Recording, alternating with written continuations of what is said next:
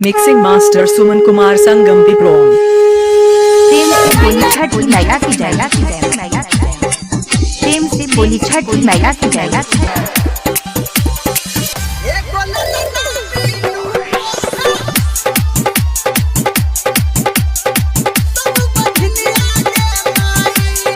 DJ सुमन remix.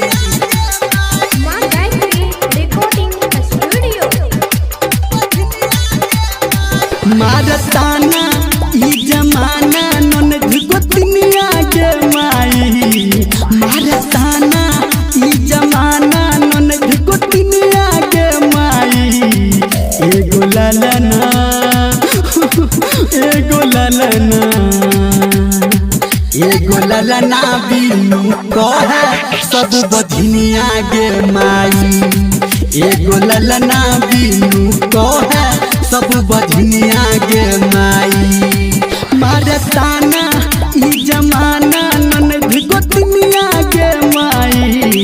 मारताना ई जमाना नन गोतनिया गे माई। एगो ललना एगो ललना एगो ललना बिनु कहे सब बधनिया गे माई। एगो ललना बिनु कहे सब बधनिया गे माई। डीजे सुमित सतीश रैमा। डीजे सुमन रीमिक्स।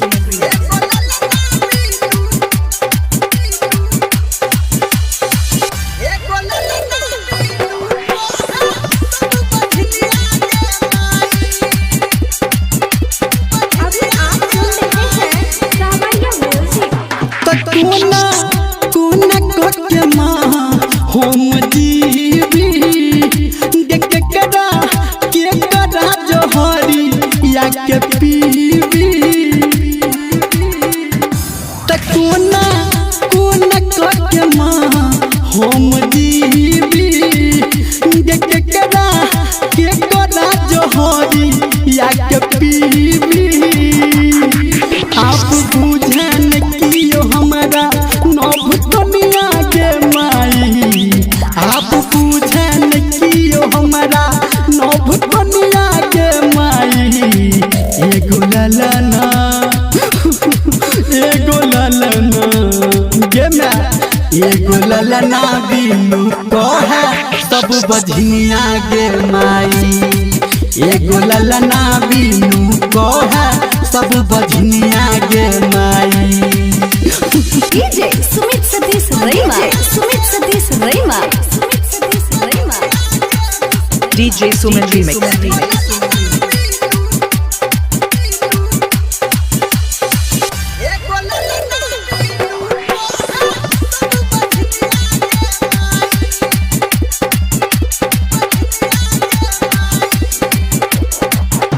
किसैया कोहर छै कमैया परदेश में गे। हम तो जीबै छी पगली के भेष में।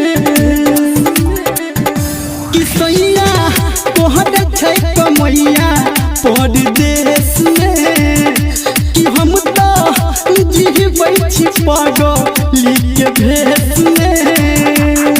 संजय गौतम धर्मेंद्र निर्मल के माई। राइटर कमलेश धर्मेंद्र निर्मल के माई। एगो ललना एगो ललना एगो ललना बिनु कहे सब बधनिया गे माई। एगो ललना बिनु कहे सब बधनिया गे माई। मारताना ई जमाना नन गोतनिया गे माई। मारताना ई जमाना नन गोतनिया गे माई। एगो ललना एगो ललना गे एगो ललना बिनु कहे सब बधनिया गे माई। एगो ललना बिनु कहे सब बधनिया गे माई। क दिन गे माँ। Mixing Master Suman Kumar Sangam Pipron.